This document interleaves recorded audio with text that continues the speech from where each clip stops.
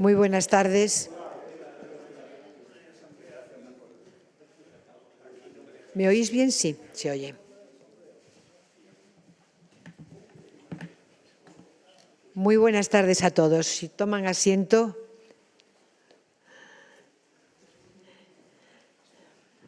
Bueno, esta lluviosa tarde, primero muchas gracias por venir, porque qué valor tienen salir de casa con la tarde que hace. Se lo agradezco mucho, pero el tema vale la pena y la conferenciante ya no les cuento. Carmen Manso es licenciada en Geografía e Historia, en la sección de Historia del Arte por la Universidad Complutense de Madrid. Es doctora también por la Universidad Complutense de Madrid en Historia del Arte y fue profesora asociada en la Universidad Autónoma de Madrid y bueno, pertenece a una serie de instituciones, cada cual más importante. Es académica correspondiente de la Real Academia de la Historia, de la Real Academia Gallega de Bellas Artes de Nuestra Señora del Rosario, de la Academia Portuguesa de Historia y de la Academia Auriense Mindoniense de San Rosendo. Miembro numerario, por supuesto, del Instituto de Estudios Madrileños, miembro de la Cofradía Internacional de Investigadores, presidenta del Grupo de Trabajo, ha sido desde el año 12 al 16, del Grupo de Trabajo de Cartotecas Públicas Hispanolusas, Ibercarto. Desde 1986, Carmen Manso es responsable de la sección de Cartografía y Artes Gráficas de la Biblioteca de la Real Academia de la Historia. Desempeña trabajos de conservación y catalogación del material cartográfico, gráfico y textual y de visualización de la Biblioteca Digital de la Real Academia. Un trabajo que doy fe ímprobo que ha hecho durante los últimos años. En 2013 es designada responsable científico de la Real Academia de la Historia para participar en la red de organizaciones científicas y académicas que elabora y publica el Atlas Nacional de España del siglo XXI. Ha participado en varios proyectos de investigación, siendo sus principales líneas de trabajo la de cartografía, historia moderna, arte medieval, donde se ha dedicado a estudiar las órdenes mendicantes, Aurora de Libros, colaboraciones en distintos proyectos, porque su tesis doctoral, que ha sido sobre la Orden de los Dominicos en Galicia, es una tesis magnífica, fantástica, estudió el arte gótico gallego como nadie y bueno, son varios los libros de cartografía, fue finalista del Premio Nacional de Historia de España en 2007, con el trabajo que había hecho de la España en mapas antiguos, el catálogo de la colección Rodríguez Torres Ayuso. Creo que con esto les voy a dejar porque la conferencia la tiene estructurada para un tiempo determinado y no le quiero quitar ni un minuto más porque no me voy a perder nada absolutamente de lo que trae preparado. Muchísimas gracias a todos. La próxima semana, como ya no, a lo mejor no les despido yo, luego lo despide Carmen, pero si no lo dice, la conferencia será dentro de las vías de circunvalación la M30. Algo que todos conocemos, muchos sufrimos algunas veces, pero empezamos a trabajar ya la primera parte de la construcción de la M30. Muchísimas gracias por su asistencia.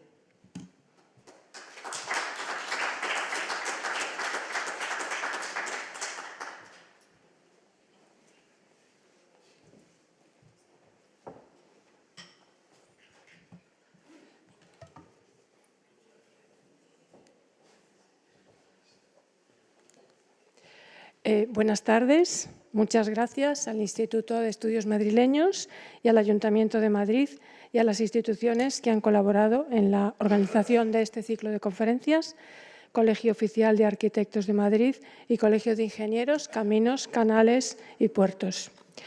Bueno, muchas gracias a mi compañera y amiga María Teresa Fernández Talaya, presidenta del Instituto de Estudios Madrileños, a quien felicito porque hoy ha sido nombrada cronista oficial de la Villa y Corte de Madrid. Y ella nos habló, como saben, la semana pasada del cierre histórico de la ciudad del antiguo régimen, la M10, el primer cinturón de circunvalación de la ciudad que discurría por las rondas de Atocha, Valencia, Toledo y Segovia, y los bulevares Marqués de Urquijo, Alberto Aguilera, Carranza, Sagasta y Génova. Es la almendra central de Madrid, marcada en gris en el plano. A mí me corresponde... Aquí lo tienen.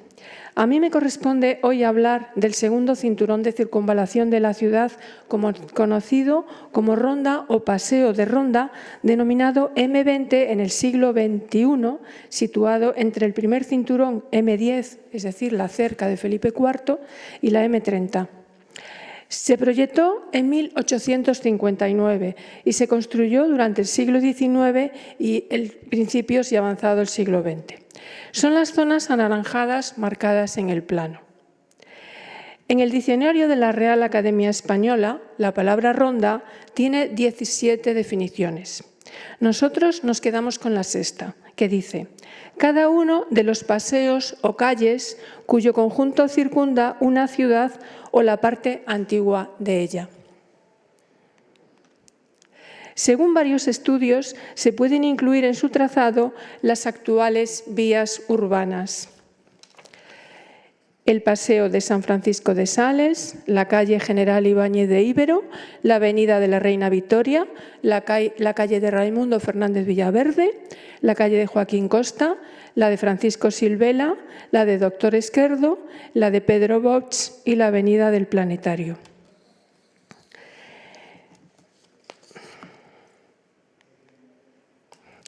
En el Plano de Madrid de José Pilares Morales, de 1866, uno de los primeros publicados por iniciativa privada como Guía de Madrid, se representan las reformas del interior del casco urbano y cómo se estaba haciendo el ensanche de Madrid por Carlos María de Castro. Sobre él he marcado en una línea de color la localización de las 12 rondas: Conde Duque, Fuencarral, Bilbao, Santa Bárbara, Recoletos, Alcalá, Valencia. Por el sur, de oeste a este, las rondas de Segovia, Toledo, Vallecas, Atocha y Valencia. En total son 12 rondas. Comenzamos con una breve biografía del arquitecto Carlos María de Castro para explicar después su proyecto de ensanche de Madrid y su ejecución. Les recomiendo la lectura de la biografía de Pilar González Yanzi, numeraria del Instituto de Estudios Madrileños, en el Diccionario de Arquitectos de Madrid que elabora este instituto y está disponible en nuestra web. Asimismo, la de Fernando Sáez Ridruejo, del Diccionario Biográfico Español de la Real Academia de la Historia, esta última más breve. Carlos María de Castro nació el 24 de septiembre de 1810 en Estepa, Sevilla, y murió en Madrid el 2 de noviembre de 1893. Fue ingeniero de caminos, canales y puertos, arquitecto y urbanista, autor del proyecto de ensanche de Madrid que vamos a comentar. Se licenció en Madrid en las dos titulaciones. Fue funcionario del Ministerio de Fomento hasta su jubilación en 1881. En 1853 obtuvo el título de ingeniero jefe de primera clase. La mayor parte de su vida la dedicó a los trabajos relacionados con el cuerpo de ingenieros, salvo algunas etapas breves, con excedencia, que dedicó a trabajos vinculados con empresas ferroviarias. Entre sus actividades profesionales hizo reconocimientos de lagos y ríos, dirigió las obras de los canales del Manzanares y de Isabel II, y estudió las líneas de ferrocarril que se estaban construyendo en España con el Marqués de Salamanca. Así, el ferrocarril Madrid-Aranjuez, el primer trayecto que tuvo la corte. Trabajó en Cartagena, en las obras del puerto y arsenal, en el tren de Lisboa y en algunos proyectos de reformas y conservación de carreteras, construcción de puentes y obras en puertos marítimos. Asimismo, en el establecimiento de la telegrafía. Como arquitecto, se ocupó de la decoración de las fachadas de la Puerta del Sol en 1857 y dirigió las obras de varios edificios como el Ministerio de Fomento en 1855, la Casa de la Moneda en 1859, el nuevo edificio de Biblioteca y Museos de la Castellana 1857, etc. Bajo su dirección se ejecutó la Carta Itineraria de España en el Depósito Central de Planos de la Dirección General de Obras Públicas de 1860, presentada en la Exposición Internacional de París de 1878. Fue vocal de la Junta Consultiva de Estadística del Instituto Geográfico. Se ocupó de la redacción de leyes y reglamentos. Desempeñó muchos cargos directivos y representativos vinculados a su actividad. Y publicó trabajos técnicos en la Revista de Obras Públicas, así, en 1854, Apuntes acerca de los empedrados de Madrid, publicado en Madrid, cuyos trabajos dirigió. Castro falleció en 1893 y hasta 1944 no recibió un recuerdo de la ciudad. Ese año se le dedicó la plaza de Carlos María de Castro, situada entre las calles de Lope de Hoyos, Velázquez y Pedro de Valdivia, que se renovó en 1961. En 1991, el Ayuntamiento colocó una placa conmemorativa en la casa en donde vivió. En 2010 se emitió este sello de correos con su retrato y de fondo una imagen del plano del ensanche.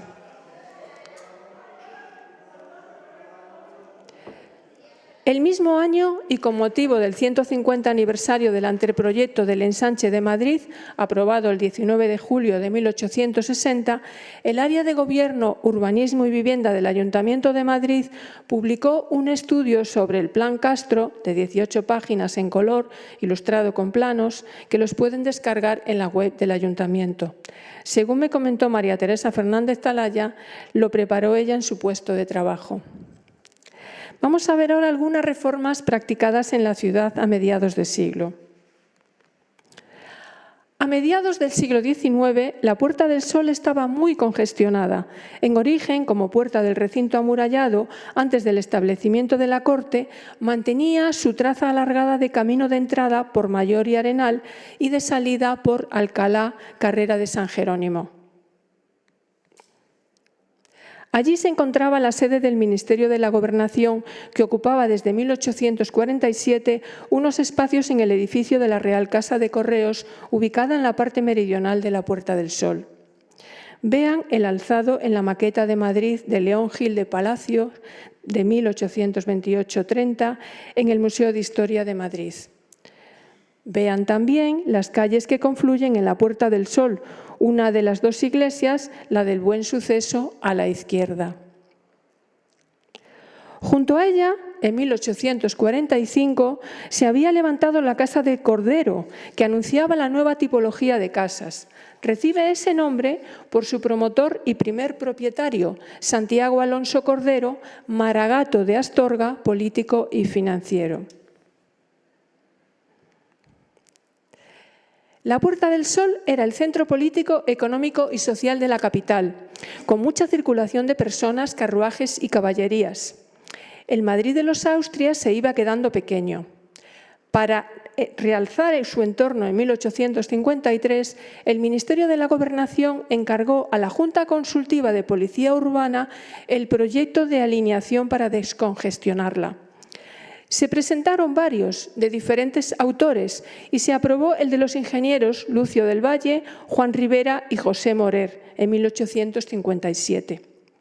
Véanlo, que se titula Plano de la Puerta del Sol de Madrid y de sus calles afluentes, que propone al Gobierno de Su Majestad la dirección facultativa de las obras como modificación del proyecto aprobado por la Ley de 25 de junio de 1857.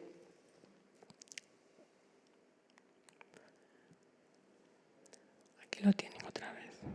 En el plano diseñado para el Atlas Histórico de la Ciudad de Madrid que les muestro, se trazaba un arco para desmochar las embocaduras de las calles. Se lograba así ampliar el espacio y se reordenaban calles y la Real Casa de Correos. Fíjense en las manzanas de edificios y calles que desembocaban en ella. Esta excelente fotografía de Charles Clifford es muy ilustrativa de su estado en 1857. Clifford fue un fotógrafo galés de paisajes y monumentos que desarrolló su carrera profesional en España.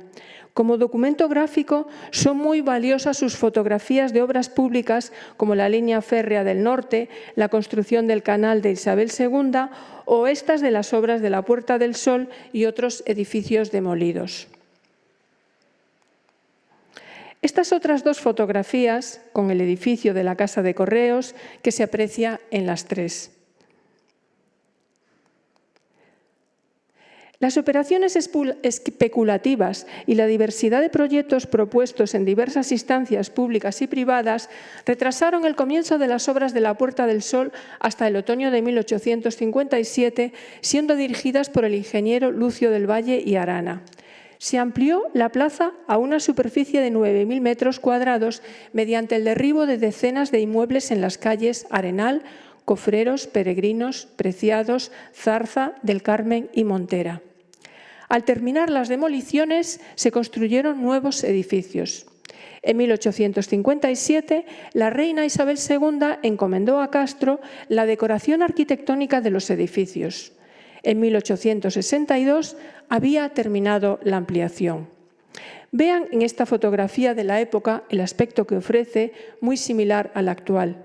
Según Bonet Correa, son fachadas de discreto clasicismo, traza moderada y buen gusto, con fajas o pilastras de escaso resalto, entresuelos de arco rebajado y primer piso de arcos de medio punto y balcón de hierro corrido. Se adapta a un tipo tradicional de antiguas plazas mayores españolas, pero la distribución de ornamentos y molduras, lo mismo que la balaustrada que corona los edificios, procede del tipo de fachada urbana decimonónica francesa.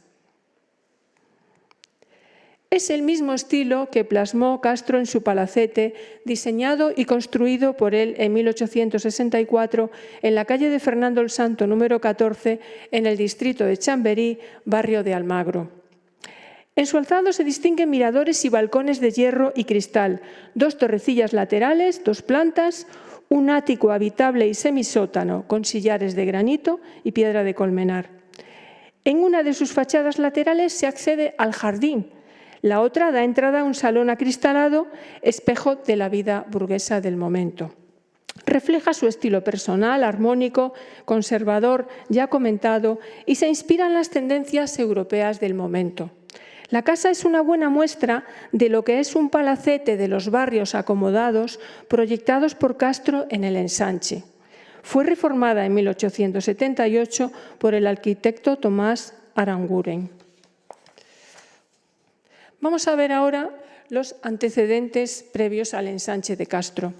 Les muestro el Plano de Madrid publicado por Francisco Coello y Pascual Madoz en el Atlas de España y sus posesiones de ultramar como complemento al Diccionario Geográfico Estadístico Histórico de Pascual Madoz en 1848. El Atlas y el Diccionario fueron dos obras modélicas del reinado de Isabel II. El plano de Coello procede del levantamiento del gran plano topográfico de Madrid de los ingenieros Juan Merlo, Fernando Gutiérrez y Juan Rivera, los dos últimos también arquitectos. Entre los años 1841 y 1846, por encargo del Ayuntamiento, a escala 1:1250. A propuesta de mesoneros romanos, el ayuntamiento se lo cedió a Coello para incorporarlo al Atlas. Se grabó en acero a escala más reducida, 1:5000, con una calidad técnica extraordinaria. Asimismo, le acompaña una valiosa información histórica y estadística sobre la villa aportada por Madoz. Inserta nomenclátor de calles y relación de los edificios más importantes.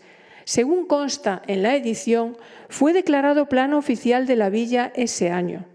En la cartela dice: los que lo publican han hecho varias adiciones importantes, marcando además en la población todas las reformas que han ocurrido hasta lo hecho.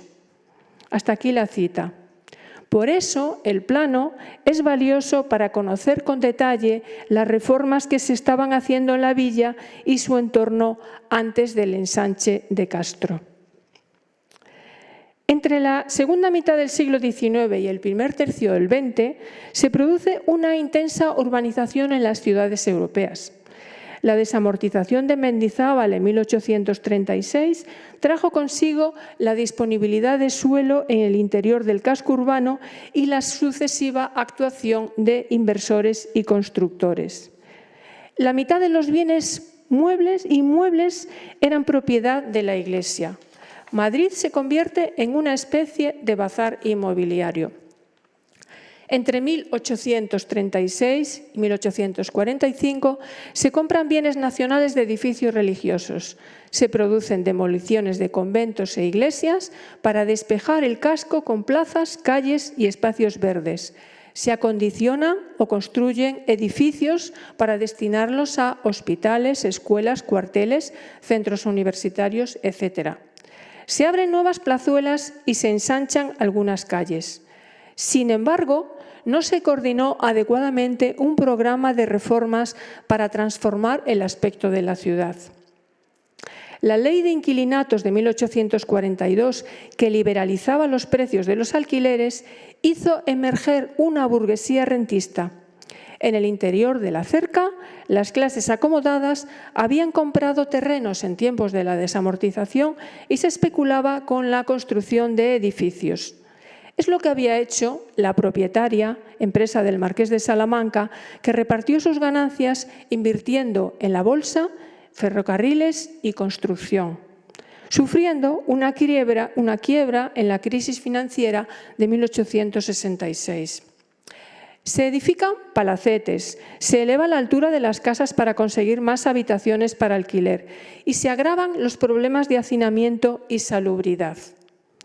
Mariano José de Larra cuenta la situación hacia 1866. Dice: se agrupa la población en esta coronada villa, se apiña, se sobrepone y se aleja de Madrid, no por las puertas, sino por arriba, como se marcha el chocolate de una chocolatera olvidada sobre las brasas. La población que se va colocando sobre los límites que encerraron a nuestros abuelos me hace el efecto del helado que se eleva fuera de la copa de los sorbetes. Hasta aquí la cita. Vean en este detalle las manzanas 293 y 296 de la maqueta de León Gil de Palacio de Madrid de 1830, cómo estaban las casas pegadas las unas a las otras. Los técnicos irresponsables de hacer una reconstrucción de la ciudad a partir de la desamortización defendían varias propuestas. Así, Ramón Mesonero Romanos, escritor, cronista de espíritu conservador, quería regenerar y transformar Madrid en capital de la monarquía. Fue uno de los artífices del urbanismo del reinado de Isabel II, pues tenía gran influencia sobre el consistorio. Para Mesonero Romanos había que aprovechar el espacio interior y crear 5 arrabales extramuros para vivienda de artesanos y gente de escasos medios, para las grandes fábricas y talleres que no entraban en el interior de la cerca de 1625 de Felipe IV. Quizás no quisiese abrir el horizonte por algún interés inmobiliario adquirido durante la desamortización. Mesoneros consiguió que el ayuntamiento anulase el proyecto de ensanche de los límites de la ciudad hacia el norte, retirando sus tapias y ronda norte, actual Alberto Aguilera hasta Retiro, preparado por el ingeniero Juan Merlo según Real Orden de 1846. Argumentaba que, por ahora, no era necesaria una gigantesca medida. Decía: lo que ahora conviene a Madrid no es tanto la extensión de sus límites como la regularización y aprovechamiento del espacio que hoy ocupa. Hasta aquí la cita. Por su parte, Ángel Fernández de los Ríos, periodista y escritor progresista, defendía la reforma de la ciudad existente y al mismo tiempo ampliar su perímetro con leyes particulares, sin que tuviese una solución de continuidad. Es autor del libro El futuro de Madrid, con ideas para su reforma. Inspirado en la Roma de Sixto V, quería convertirla en una ciudad procesional y representativa, abriendo plazas con destacados edificios con ejes que los unen. La tercera propuesta es la de Carlos María de Castro, que vamos a analizar. A mediados de 1850, algunos inversores abrieron un negocio inmobiliario más rentable e, ignorando las disposiciones del ayuntamiento, empezaron a construir en los arrabales de Madrid, en los alrededores, en terrenos que eran campos de cultivo o de pasto. El más importante surgió junto a la tapia norte de la urbe, que se empezaba a conocer como Chamberí. Al sur, junto al Portillo de Embajadores, se estaba consolidando un pequeño caserío que se llamaría Barrio de Peñuelas. Las clases populares se fueron afincando en los arrabales y muchas habitaciones del casco quedaron sin alquilar debido a los elevados precios. La inauguración del primer tendido ferroviario Madrid-Aranjuez, promovido por el Marqués de Salamanca en 1851, contribuyó a la expansión de la ciudad más allá de la cerca. Su entrada en servicio fue un acontecimiento en la época. Asistieron la familia real, el gobierno, las cortes, las jerarquías de la Iglesia y del Ejército, el cuerpo diplomático, rectores universitarios, autoridades provinciales y locales, etc. Su emplazamiento en el embarcadero de Atocha determinó la configuración de la parte sur de la urbe. Lo mismo que la terminación de las obras del canal de Isabel II en 1858 para la traída de las aguas del río Lozoya a la ciudad, impulsadas por Bravo Murillo, favoreció la expansión de la parte norte. A través de una red de acueductos, embalses y construcciones auxiliares, se edificó un depósito grande en las afueras de la ciudad, en el llamado Camino de Francia, actual calle de Bravo Murillo. Esta fontana, que ven a la derecha, adosada al muro del depósito, recuerda el año de llegada del agua a la ciudad, 1858. Enfrente se construyó un segundo depósito más grande en 1878, cuyas instalaciones se ampliaron en el siglo XX. Ambas infraestructuras contribuyeron a mejorar las condiciones de vida de los madrileños. Entre 1854 y 1856 surge un parón en la construcción y en la reforma urbana dentro de la cerca. La ciudad se satura con la llegada de muchos inmigrantes a las puertas y portillos de la cerca, la mayoría procedentes del campo.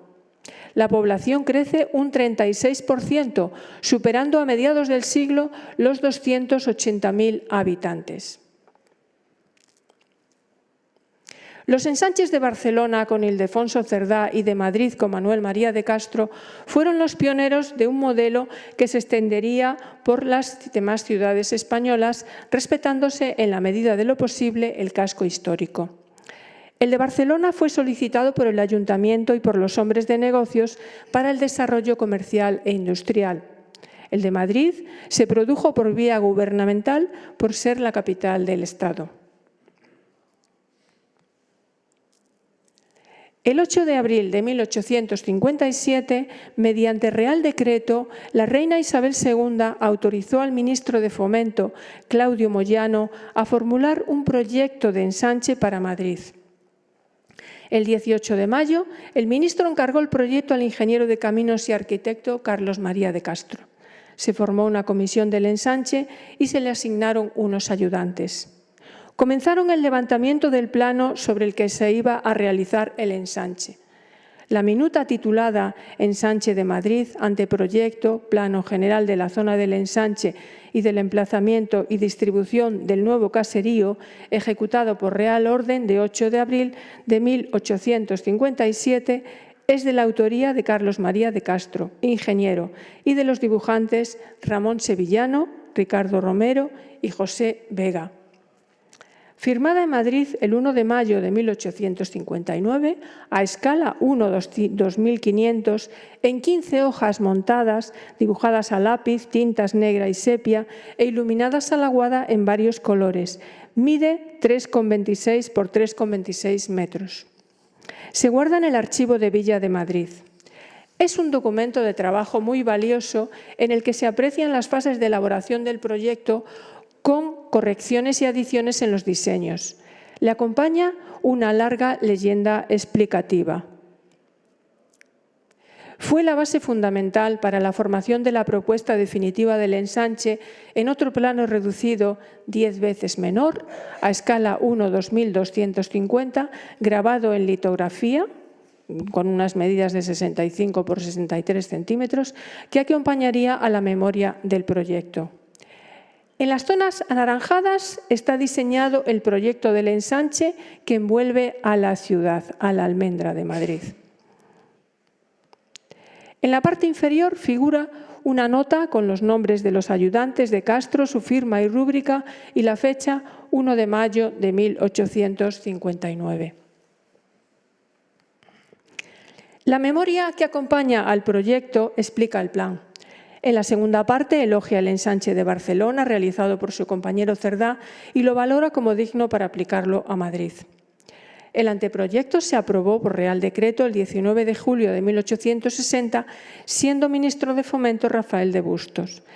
En él se destacan varios puntos. El módulo básico para la organización del espacio es la manzana, con forma regular y teniendo en cuenta distintas distribuciones. Una retícula ortogonal con orientación norte, sur y este, aplicando un criterio higienista de disponer los edificios de la mayor forma que desenfile de los vientos más reinantes y nocivos de Madrid. Esta geometría se quebranta en el tridente de la Puerta de Toledo, que se destina a usos agrícolas. La manzana es el módulo que genera la cuadrícula. La parte residencial es cerrada con patio de manzanas interior. Con la agrupación de varias manzanas se pueden formar plazas o grandes edificios públicos para hospitales, escuelas, mataderos, cuarteles, etc. Esta cuadrícula por el norte, sur y este se corresponde con los actuales distritos de Moncloa-Aravaca, Chamberí, Chamartín, Salamanca, Retiro y Arganzuela, delimitados por el río y las vías que hoy conocemos como las rondas. El trazado de las calles dibuja una cuadrícula con dirección norte-sur, este-oeste. La forma ortogonal es la habitual en los ensanches decimonónicos, en las trazas de ciudades renacentistas, en las fundaciones de ciudades de los virreinatos americanos y en muchas ciudades europeas. Las calles tendrían una jerarquía de primer y segundo orden según la anchura de la vía, las principales con 30 metros de ancho y las demás de 20 o 15 metros. Su orientación se resguardaba de los vientos noreste y suroeste en un sentido y de los del noroeste y sureste en el normal a aquel, que como hemos visto en la parte estadística son los predominantes y los de peores condiciones de Madrid. La altura de los pisos de los edificios privados se limitaba a 3, bajo, principal y segundo. En las manzanas ocuparían tanto terreno los jardines privados como los edificios, y estos tendrían al menos 2 fachadas. En el análisis demográfico se calcula la superficie necesaria por habitante para evitar el hacinamiento y la superficie que había de tener la zona del ensanche, para mejorar las condiciones higiénicas de la población.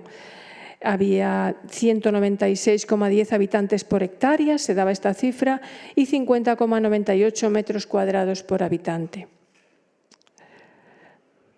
Vamos a ver las zonas y usos. A partir del crecimiento urbano producido en el exterior de la cerca, Castro propone una zonificación del ensanche en varios barrios. Lo pueden ver marcado sobre el plano publicado en 1861. Por el norte se levantaría el barrio industrial. Dice así: entre los Campos Santos y el Paseo de Alto de Chamberí, que desde la Puerta de Santa Bárbara conduce a la carretera de Francia, se ven hoy fábricas y grandes talleres, y no es dudoso que, dispuesta la población por aquella parte de una manera conveniente, resultaría con el tiempo un extenso barrio fabril e industrial. El barrio aristocrático se situaba hacia la Castellana, con elegantes viviendas para clases acomodadas, dotado de parterres y jardines. Dice, desde el Camino Alto de Chamberí hasta más allá del Paseo de la Fuente de la Castellana, vemos en la mayor parte de las construcciones hoy existentes la tendencia a formar un barrio con edificios aislados entre sí, rodeados de parques y jardines. Y en este concepto, y admitiendo la idea, dividimos el terreno en mayores o menores porciones con anchurosas alamedas. Este barrio, que pudiera llamarse aristocrático, porque resultando los terrenos a gran precio, no estarán al alcance de las pequeñas fortunas los edificios aislados que en ellos se construyeran. Sería indudablemente bello por su aspecto y llenaría el vacío que hoy se nota en Madrid de habitaciones independientes para nuestra grandeza y altos funcionarios. Por el este, en torno a la carretera de Aragón, se situaría el barrio de la clase media, con edificación más cerrada que el anterior, pero con amplias calles y jardines en las plazas para uso de los vecinos del entorno. Dice, en el tercer grupo, que comprende hasta la carretera de Aragón, hemos creído poder procurar también a la clase media de la sociedad madrileña alguna mayor holgura de la que en el día gozan las reducidas y apiñadas viviendas de la villa, y al efecto dividimos todo aquel grande espacio en manzanas separadas por anchas calles, colocando en plazas situadas entre varias aquellas jardines que, cerrados por verjas, serán solo para el disfrute particular de los vecinos. El barrio para la clase menestral y obrera, al otro lado del Retiro, seguido de un gran bosque donde se situaría un hipódromo y áreas para deportes y la plaza de toros. Pasada la carretera de Aragón, se presenta aún el terreno favorable a la edificación. Aprovechando esto y la de ser aquella parte de la zona de ensanche la mejor ventilada, concebimos el pensamiento de proponer en ella la creación de un gran barrio compuesto de edificios construidos para la clase menestral y obrera. Luego había una zona de recreo por el lado oeste, con un terreno bastante accidentado desde el barrio de Obreros hasta la carretera de las Cabrillas. Y aquí proponía plantar un gran bosque y en contacto con la carretera de Cabrillas para situar la plaza de toros. En este bosque y en la parte más llana de él, próximo al arroyo Abronigal, se construiría el hipódromo. Luego habría una zona de depósito e intercambio de mercancías que sería en toda la zona desde la estación de Atocha hasta la confrontación del Portillo de Embajadores, un barrio que, una vez terminados los ferrocarriles en construcción, se establecería aquí un centro de depósito para el cambio de mercancías de unas y otras provincias del reino, y estaría destinado a los almacenes, factorías, posadas y otros usos análogos. Y por el sur establece una zona agrícola porque es más insalubre y, contando con las aguas sobrantes del canal y del riego urbano, aquí establecerían zonas de cultivo para abastecer a Madrid y un barrio de viviendas. Dice, todas aquellas laderas muy bajas respecto al nivel del suelo de Madrid están poco ventiladas y sometidas a la influencia malsana de las brumas del Manzanares. Admitiendo esto, cree más apropiado que sería esta extensión contar con las aguas sobrantes y las empleadas en la limpieza de las calles para salida de la población y destinarla a cultivo de frutas y hortalizas. Y luego los cuarteles y equipamientos que serían en la línea de los Campos Santos, como la de la partida para describir la parte de la zona que mejor se presta a la edificación en las afueras del norte y del este. Hay una causa que, si no invencible, dificultará allí por ahora, es que allí estaban próximos los cementerios. Tratando de aprovechar las buenas circunstancias que, por otra parte, presenta aquella localidad, proponemos la edificación de un gran cuartel de infantería, con su campo de instrucción en la parte más elevada del sitio, que designan con el nombre de Vallehermoso. También proyectaba en proximidad del nuevo recinto una cárcel de villa y un presidio correccional que hacía falta por las malas condiciones en las que estaban los existentes. Y además aquí también emplazaba un matadero que reclamaba el ayuntamiento y algún otro edificio público. Vamos a ver ahora el cerramiento de la ciudad, el foso de ensanche y el camino de ronda. El anteproyecto proponía el derribo de la cerca de 1625 para triplicar la extensión existente, pasando de 778 hectáreas a 2.295. Sobre su perímetro se lee en la memoria: la nueva línea de circuito mide una longitud de 19.085 metros. El cerramiento tendrá lugar por un foso en la parte norte y este, quedando por el sur y oeste del río Manzanares como obstáculo, una vez encauzada su corriente. El sistema de cerramiento era un simple foso de 6 a 7 metros de ancho en su abertura superior o a flor de tierra con 2 metros de profundidad. Ese foso, que por sí solo cumple ya las condiciones de todo cerramiento, esto es, las de fijar el límite de la población e impedir el fraude en la introducción de objetos sin pago de derecho. Para él, el foso era el límite de la ciudad y permitía la mejor circulación del aire en lugar de la cerca. Se aprecia su preocupación higienista Y Castro, además, es que tenía presente la epidemia de cólera sufrida en 1855 en el caserío por la falta de higiene y el hacinamiento de las viviendas. También proponía el camino de ronda porque él pensaba que al trazar esa vía de circuito por el interior del cerramiento, así se prestaba mayor servicio a la población, porque aquí se podrían situar un camino de ronda, vean aquí a la derecha un detalle del camino de ronda y el foso en el plano de Castro y en el plano de Ibáñez de Ibero. Había servicios anejos también a lo largo de este camino de ronda y del actual, que quedará cual hoy se encuentran con pequeñas modificaciones. Se construirían columnas urinarias y tal vez algunos elegantes casinos para comunes públicos, para la venta de periódico y fijación de anuncios y otros objetos que servirían de adorno a las espaciosas vías.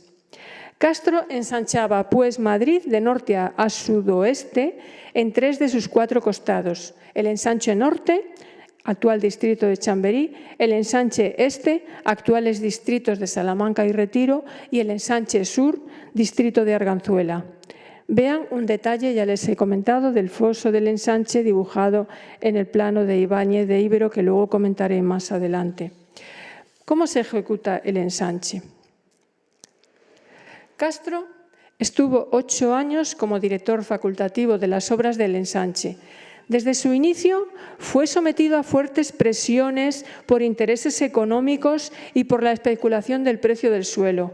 Fue criticado por algunos propietarios de núcleos de edificaciones preexistentes no respetados por los trazados propuestos en los barrios de Chamberí y Peñuelas y por los conocidos escritores como Ángel Fernández de los Ríos. Por eso, el plan del ensanche sufrió sucesivas modificaciones que afectaron a su ordenación y normativa. El 29 de julio de 1864 se promulgó la Ley relativa al ensanche de las poblaciones. Por el reglamento para la ejecución de la ley se podía aplicar al ensanche las ordenanzas del centro de la ciudad, es decir, se podía construir 5 plantas más ático, y la progresiva elevación de alturas y el incremento paulatino de la ocupación de las manzanas, unido a la construcción de edificios sobre zonas verdes y otros espacios previstos para equipamientos, dieron como resultado la construcción de áreas muy densificadas, alejadas de los principios higienistas que defendía el anteproyecto, es decir, un máximo de 3 plantas edificables y una ocupación del 50% de la manzana. Esto no se podía cumplir. A pesar de todo, los cambios no fueron suficientes para satisfacer la demanda de alojamiento de las clases trabajadoras. El bajo ritmo de ejecución del plan y los altos precios del suelo y de la construcción convirtieron esas zonas en lugar privilegiado para el asentamiento de la burguesía. La clase más humilde se fue asentando de forma masiva en el extrarradio de la ciudad, dando lugar a barrios de baja calidad, sin infraestructuras y ligados a las carreteras radiales. Tetuán, Guindalera, Prosperidad, Ventas, Puente de Vallecas, etc. El Buen Retiro y la montaña del Príncipe Pío se incorporan al plan del ensanche. Durante los últimos años del reinado de Isabel II se produjo la segregación y venta de 2 parcelas del patrimonio real, la montaña del Príncipe Pío junto al Real Sitio de la Florida y el Real Sitio del Retiro. Ambos se construyeron y se incorporaron rápidamente al ensanche, dando lugar a 2 nuevos barrios, el de Argüelles y el de Alfonso XII. El barrio de Argüelles surgió de la urbanización de los terrenos de la montaña del Príncipe Pío. Después de la construcción de la Estación del Norte al pie de la montaña, en 1862 se inauguró el cuartel de la montaña, quedando un espacio vacío hasta el límite del Plan Castro, que está marcado en rosa, actual calle de la Princesa. En 1856, tras el derribo de la tapia que rodeaba el lugar, se formó una comisión mixta del Ayuntamiento y Real Patrimonio para definir las alineaciones de las calles que se iban a formar en este nuevo núcleo de viviendas y asimismo los nombres de las calles y plazas. El primer plano del barrio de Argüelles fue levantado por Carlos María de Castro y en él figuran los nombres de las calles Princesa, Ferraz, Luisa Fernanda, Don Evaristo y Quitapesares, que luego se llamaría Ventura Rodríguez. El anteproyecto de distribución de las manzanas en el nuevo barrio de la montaña del Príncipe Pío fue aprobado por el Ayuntamiento de Madrid y por la Administración General de la Real Casa y Patrimonio en junio de 1865. La parcelación se hizo sobre las calles paralelas a la de Princesa y transversales que llegaban hasta la Cuesta de Areneros, hoy Urquijo. Se comunicaban los barrios de Argüelles y Pozas, barrio obrero, con el resto de la población con la apertura de la calle Princesa, una vía continuada hasta la Puerta del Sol cuando se terminase la calle Preciados. En el Plano de Madrid de José Pilar Morales de 1866 aparece por primera vez en un plano impreso la configuración del barrio de Argüelles y el inicio del barrio de Pozas. Les muestro un detalle. En 1867 se inauguró la Iglesia del Buen Suceso y en 1875 el proyecto del barrio se ampliaría hasta los terrenos de la Moncloa. Este barrio y el Real Sitio de la Florida y Moncloa han sido muy estudiados por Teresa Fernández Talaya en su tesis doctoral y en otro libro sobre el barrio de Argüelles. La continuidad entre los jardines de Buen Retiro y del Paseo del Prado, que se presenta en el Plan Castro, fue quebrada cuando la Corona segregó una zona amplia para parcelar un barrio residencial. En este espacio de anteproyecto de distribución de manzanas destinadas a la edificación en el Real Sitio del Buen Retiro, aprobado por el Ayuntamiento y por la Administración General de la Real Casa y Patrimonio en febrero de 1865, se superpone la trama de edificios al trazado de los jardines junto a los monumentos que se iban a conservar. Se creaba una nueva vía, el Paseo del Rey, que luego sería la calle de Granada y finalmente la calle de Alfonso XII. Se diseña la Puerta de Alcalá en una nueva organización como monumento exento en el centro de una plaza circular. Vean esta litografía de la Real Academia de la Historia. En esos años todavía estaba adosada la cerca, como les muestro en este detalle del plano de ensanche de Castro. Teresa Fernández Talaya nos mostró una fotografía la semana pasada en ese estado antes del derrumbe de la cerca. Vamos a ver ahora el periodo revolucionario. La Revolución de 1868 fue una sublevación militar con participación civil que trajo consigo el destronamiento y exilio de la reina Isabel II y el inicio del Sexenio Democrático, 1868-1874. Castro fue apartado de la jefatura de obras del ensanche. Le sucedió el progresista Ángel Fernández de los Ríos, que era concejal del ayuntamiento y se puso al frente de las propuestas de cambio del Plan Castro para desarrollar una nueva etapa para la ciudad, capital del nuevo Estado. Fernández de los Ríos hizo su propio proyecto que planteó en su libro El futuro Madrid, en 1868. En muchos aspectos seguía las propuestas de mesoneros romanos en la reforma del interior de la ciudad y su descongestión, creando núcleos exteriores para atraer a la población. Reprobó la rigidez de la cuadrícula, la interrupción de las vías de salida con el foso, el plan de cuarteles y fortalezas y la desconexión con la región al no proyectar vías de comunicación con Aranjuez y el Escorial. Pero en la práctica tampoco se hicieron profundos cambios, aunque se fue avanzando en la ordenación y modernización de la ciudad. A partir de 1868 se produce la demolición de la cerca y muchos reajustes en el borde del casco para ajustarlo a la estructura del ensanche. Desaparecen las puertas y portillos. Se conservaron la de Alcalá y Toledo y la de San Vicente, que fue reconstruida hace años. Vean su diseño en este plano titulado Reformas urbanas en torno a la cerca 1850-1900, que acompaña el estudio de Javier García Gutiérrez Mosterio. Gonzalo Menéndez Pidal, en la España del siglo XIX vista por sus contemporáneos, nos resume los cambios producidos. Cuando saltó definitivamente el cinturón de la cerca filipina, y añade, vino después el derribo de algunas iglesias y conventos más. Con ello se ensanchaban otras viejas calles y plazas y se decidió abrir paso a toda calle que lo tuviera cerrado, romper toda la tapia de manos muertas que tras la cerca opusiese algún obstáculo, convertir en calles los caminos vecinales que salían de Madrid hacia pueblos cercanos, convirtiendo en plazas y jardines los principales encuentros de las nuevas calles. En 6 meses se hizo la apertura soñada durante tantos años y se dio salida a 42 calles. Y se abrieron también vías nuevas y, sobre todo, nacieron muchas casas particulares e incluso barriadas enteras. Hasta aquí la cita. El núcleo de mayor crecimiento era el de Chamberí y allí se hicieron paseos con arbolado. La ciudad se fue modernizando. En 1871 se inaugura el servicio del tranvía. Las obras se habían iniciado en la nueva calle de Bailén, frente al Palacio Real. Véanlo en el plano parcelario formado y publicado por el Instituto Geográfico y Estadístico bajo la dirección del excelentísimo señor Carlos Ibáñez de Ibero, director general, cuyos trabajos se han ejecutado por el cuerpo de topógrafos. El plano reúne los trabajos ejecutados durante los años de 1872, 73 y 74.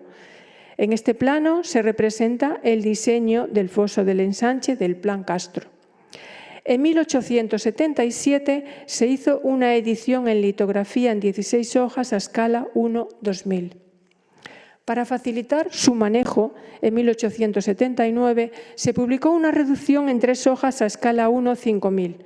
Asombra la calidad del grabado en piedra y la cantidad de detalles que se aprecian, siendo un valioso documento gráfico del estado de la ciudad entre 1872-74 y de los trabajos realizados durante el reinado de Isabel II y los años del Sexenio Democrático.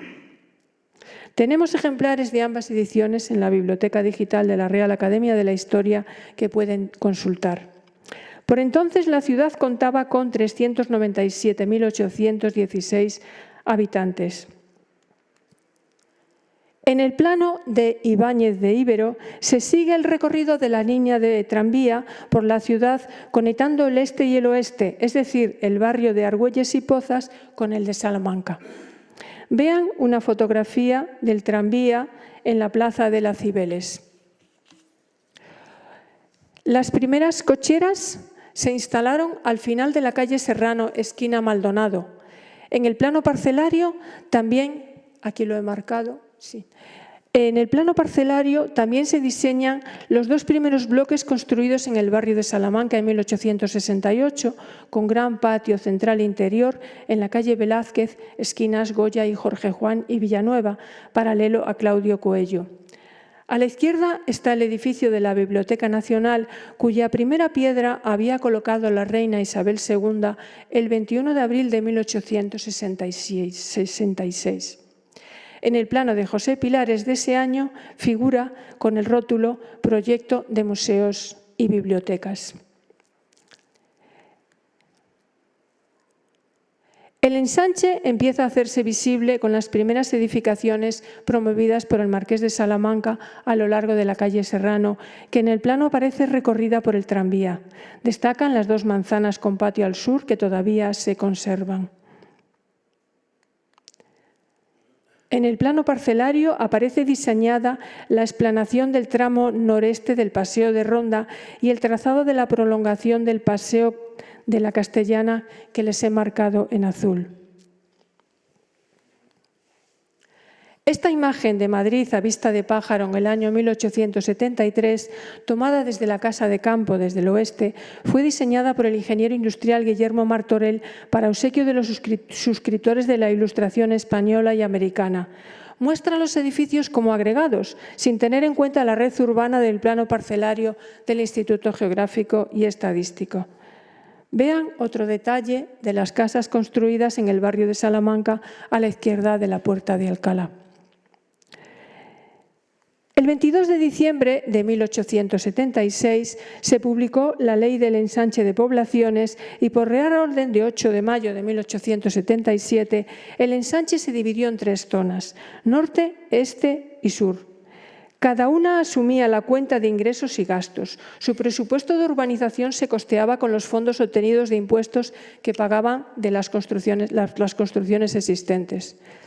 Castro terminó sus días viendo cómo, por un Real Decreto de 1893, se suprimieron de las ordenanzas municipales los artículos referentes a la salubridad de los edificios. Con ello desaparecieron sus planteamientos higienistas: una ciudad con amplias calles, con jardines bien ventilada y edificios de poca altura. Con el paso de los años, el ensanche se fue rellenando con muchas modificaciones y de forma muy irregular. Las zonas con más recursos se edificaban antes que las más pobres.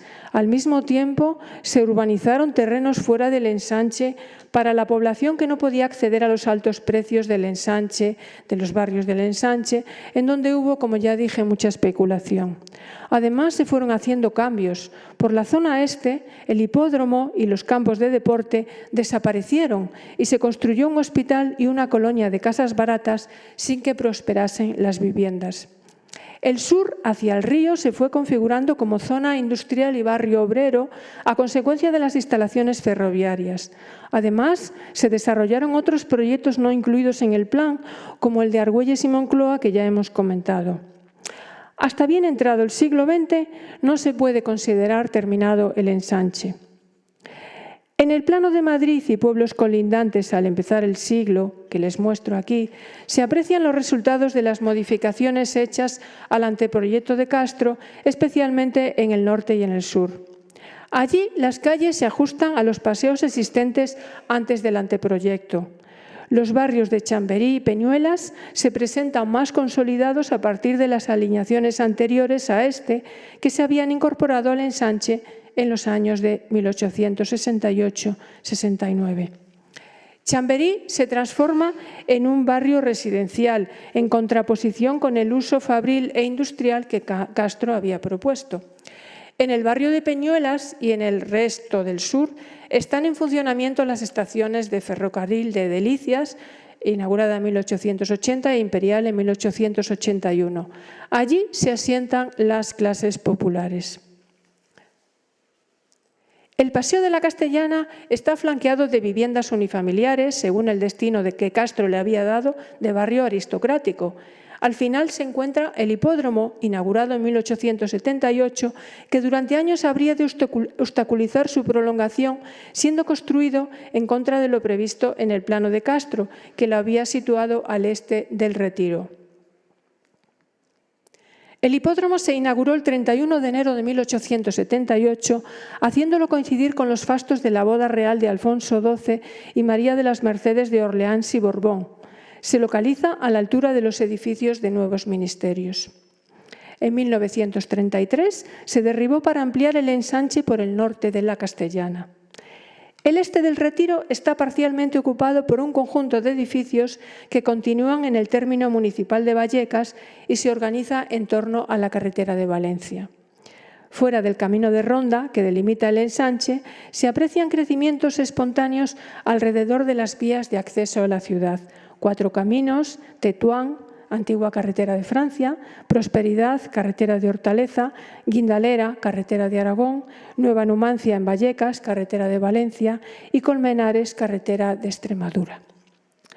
Termino mi conferencia con el inicio del siglo XX sin comentar la propuesta de Zuazo y Hansen, presentada en el concurso internacional de 1929, que prefiguraba el eje norte-sur, futuro tercer cinturón de Madrid M30. De ello nos hablará el próximo 5 de noviembre Enrique Manzano Martínez, doctor arquitecto y urbanista y numerario del Instituto de Estudios Madrileños. Como conclusiones señalo lo siguiente. Cuando Cuando Castro escribía su anteproyecto de ensanche en 1857, Madrid contaba con 271.254 habitantes y él estimaba un crecimiento para 100 años de 450.000 habitantes. Sin embargo, en 1887, 30 años después, la población alcanzó los 470.283 habitantes. En 1960, Madrid llegó a los 2.177.123 habitantes con los 13 municipios anexionados.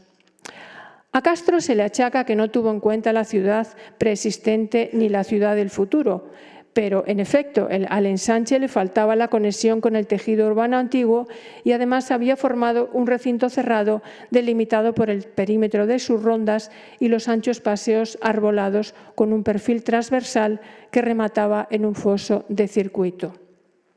Por el sur y el oeste, el curso del río Manzanares y los reales sitios de la Florida y de la montaña del Príncipe Pío, hasta la finca de la Moncloa, cerraban el polígono. La ciudad creció más en el extrarradio que en el propio ensanche. Los barrios surgidos del ensanche de Castro formaron la imagen de la ciudad del siglo XX. En el ensanche norte, el arrabal de Chamberí se erigió en un núcleo de crecimiento posterior. En el ensanche sur se desarrolló el ferrocarril con sus infraestructuras y viviendas de malas condiciones en donde se asentaron las clases más pobres. El ensanche este se transformaría en una nueva arteria de la capital, el eje Prado-Recoletos-Castellana. El foso delimitó el ensanche, lo mismo que había ocurrido con la cerca. Sobre él se situaron más tarde las avenidas de Reina Victoria, Raimundo Fernández Villaverde, Joaquín Costa, Francisco Silvela y Doctor Esquerdo. Los objetivos de Castro eran los siguientes. En primer lugar, mejorar la calidad de vida de los habitantes ofreciendo un modelo urbano residencial con buenas condiciones higiénicas, controlando la altura de edificios, configuración de manzanas, anchura de calles y ventilación. Redimensionar el espacio urbano para evitar hacinamiento dentro de la cerca, pero su estimación de crecimiento de población fue desbordada por el elevado proceso migratorio. Integrar en el ensanche nuevas infraestructuras para la modernización de la ciudad, planificando las áreas de actividad económica en relación con su desarrollo industrial. El ensanche de Madrid constituye un ejemplo de urbanismo decimonónico que ha forjado en la ciudad una morfología urbana. Muchas gracias.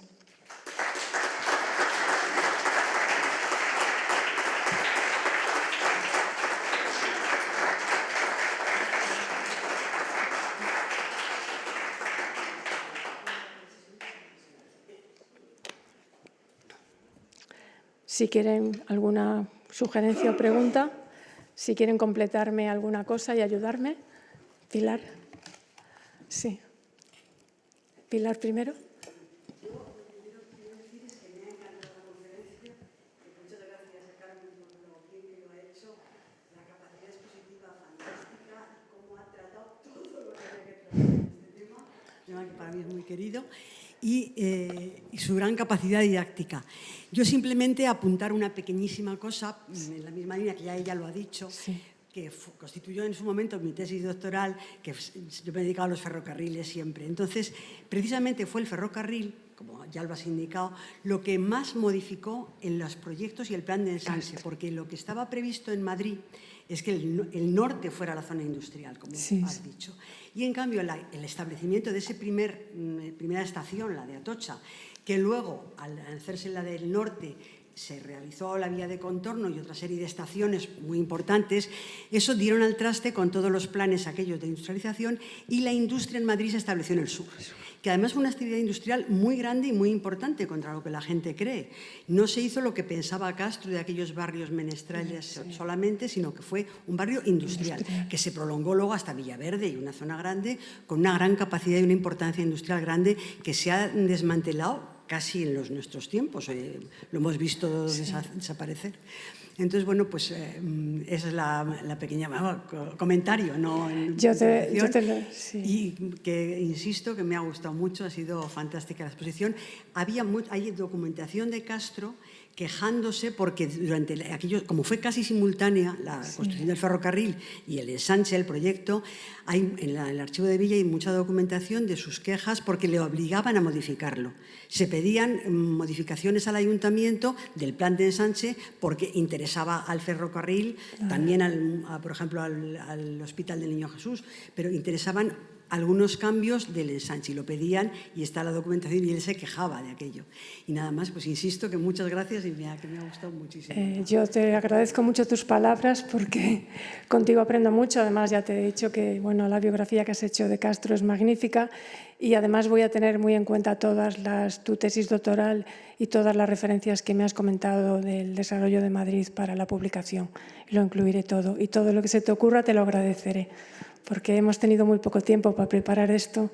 Y bueno, pues todas las ayudas que podamos recibir de nutrirnos y de facilitarnos información. Sí. Si me lo permitís, me lo permiten todos, tuvimos un pequeño problema y ustedes están oyendo el poco tiempo. Este ciclo de conferencias, me voy a poner de pie, este ciclo de conferencias comenzamos a organizarlo en el mes de febrero. Tiempo suficiente para haber llegado con todo terminado. La persona que coordinaba el ciclo ha tenido un problema que no era subsanable y entonces de repente en una semana yo tuve que preparar la primera y en otra semana Carmen ha preparado la segunda. Entonces los pequeños problemas o las pequeñas deficiencias que puedan haber, siento decirles que es culpa nuestra, pero el tiempo fue una semana para preparar la conferencia. Entonces pues hemos trabajado. Carmen, le agradezco enormemente porque trabajó con una negra y me decía, ¿cuándo vamos a dormir? Y yo decía, anoche me acosté a las 4:30 y ella, yo hasta las tantas. Y bueno, hemos seguido durante el día con nuestros trabajos, con lo cual pues ha sido muy laborioso, pero creo que cubrimos el problema que nos surgió. El resto de las conferencias ya llevan más tiempo preparándolas. Serán mucho mejores, seguro, pero mejor que la de hoy, lo dudo, porque creo que ha estado clarísima, perfecta y súper bien trabajada, como suele hacerlo ella siempre. Gracias, Carmen. Muchas gracias, Teresa. ¿Alguna pregunta? Sí. Se lo paso a don Juan Tamames. Muchas gracias por la conferencia. Preguntarle, en ningún momento veo en ningún plano de estas el canalillo.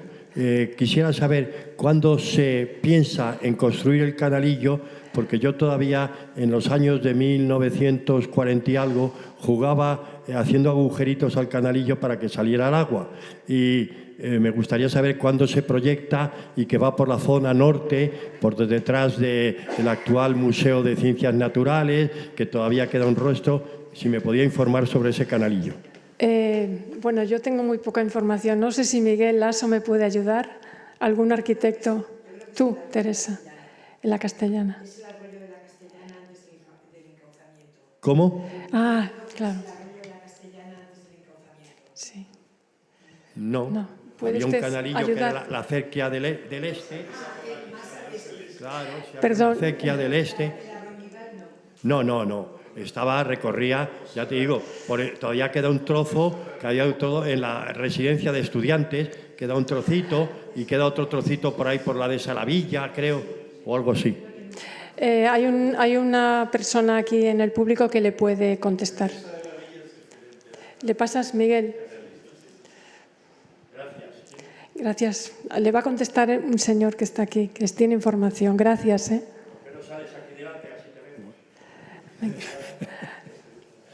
¿Se oye bien? Sí.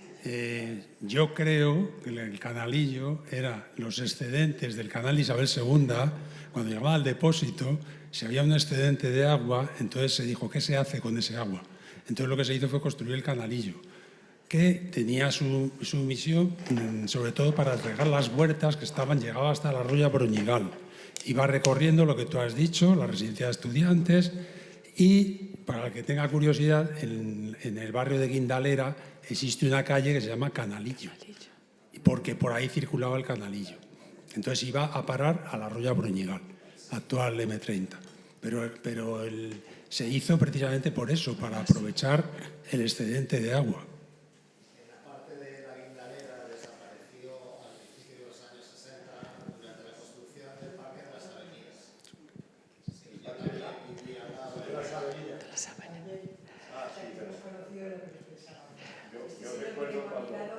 Ángel. Yo cuando iba al fútbol, al antiguo Chamartín, Sí. todo eso eran huertas. Y claro, para esas huertas hace falta tener agua. En el caso de La Habana eran todo huertas. ¿Quiere hablarle? Sí. Un tema diferente, si es que nadie quiere hablar más del Canalillo, era preguntar, Ildefonso Cerdá, además del ensanche de Barcelona, hizo el proyecto de reforma de Madrid. Lo que pasa que no se llegó a hacer, y entonces la pregunta es si hay alguna información de quién tuvo interés en frenar eso, porque él lo que defendía es que no se podía hacer el ensanche si a la vez no se reformaba el Madrid histórico, el de dentro de la cerca. Entonces, estuvo andando el expediente por ahí, se aprobó, me parece, en algún momento, pero no se llegó a realizar. No sé si tenéis información de por qué. Y está todo en la publicación, que se hizo un libro que recoge todo el plan Cerdá para Madrid. Está bastante estudiado. Esto hizo Pilar Rivas. Sí.